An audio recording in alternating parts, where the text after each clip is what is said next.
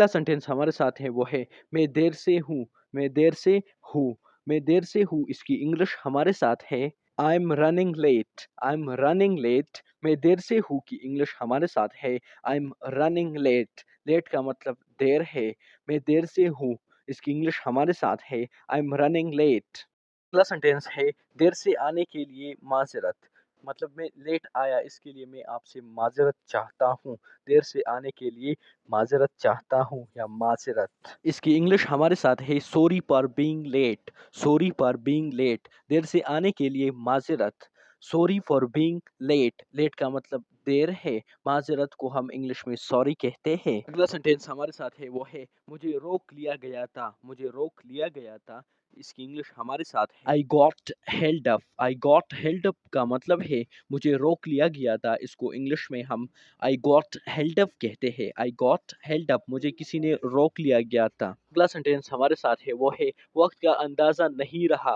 वक्त का अंदाजा नहीं रहा इसकी इंग्लिश हमारे साथ है वक्त का अंदाजा नहीं रहा इसकी इंग्लिश हमारे साथ है I lost track of time. I lost track of time.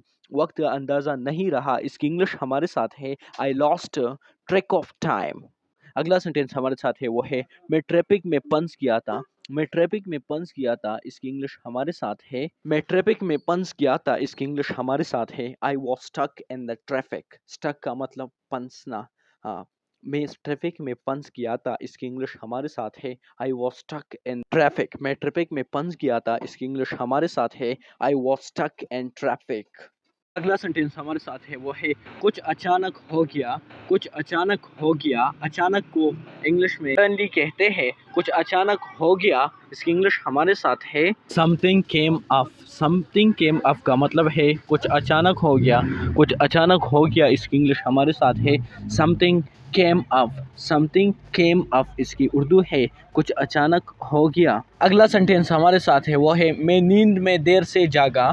मैं नींद में देर से जागा। मैं नींद में देर से जागा इसकी इंग्लिश हमारे साथ है मैं नींद में देर से जागा इसकी इंग्लिश हमारे साथ है आई ओवर स्लेप्ट। आई ओवर स्लेप्ट। मैं नींद में देर से जागा इसकी इंग्लिश हमारे साथ है आई ओवर स्लेप्ट।